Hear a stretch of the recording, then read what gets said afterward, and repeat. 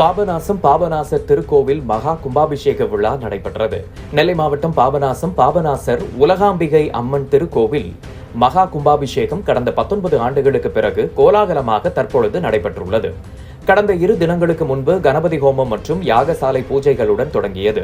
தொடர்ந்து பல்வேறு பூஜைகள் நடைபெற்று வந்த நிலையில் ஞாயிற்றுக்கிழமை காலை தாமிரபரணி ஆற்றிலிருந்து புனித நீர் கொண்டுவரப்பட்டு கோவில் பிரகாரம் சுற்றி வந்து ராஜகோபுரம், கலசம் உட்பட திருக்கோவில் முக்கிய கலசங்களுக்கு மகா கும்பாபிஷேகம் நடைபெற்றது. நிகழ்ச்சியில் நெல்லை மாவட்ட ஆட்சித்தலைவர் மருத்துவர் சுகுமார், காவல்துறை கண்காணிப்பாளர் சிலம்பரசன், அறநிலையத்துறை அதிகாரிகள் மற்றும் அம்பாசமுத்திரம் சட்டமன்ற உறுப்பினர் இசக்கி சுப்பையா, விக்ரமசிங்கபுரம் நகராட்சி தலைவர் செல்வ சுரேஷ் பெருமாள், மணிமுத்தாறு சிவன் பாபு, கல்லிடை பேரூராட்சி மன்ற தலைவர் பார்வதி, துணைத் தலைவர் இசக்கி பாண்டி, அம்பை ஊராட்சி ஒன்றிய குழு தலைவர் பரணி சேகர் ஆகியோர் உட்பட முக்கிய பிரமுகர்கள் மற்றும் பல்லாயிரக்கணக்கான பொதுமக்கள் கலந்து கொண்டனர்.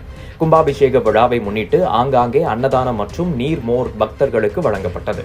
விழாவிற்கான ஏற்பாடுகளை பாபநாசம் திருக்கோவில் நிர்வாகத்தினர் சிறப்பாக செய்தனர். பாதுகாப்பு பணியில் காவல்துறையினர், போக்குவரத்து காவல்துறையினர், வனத்துறையினர் மற்றும் தமிழ்நாடு ஊர்காவல் படையினர் ஈடுபட்டிருந்தனர்.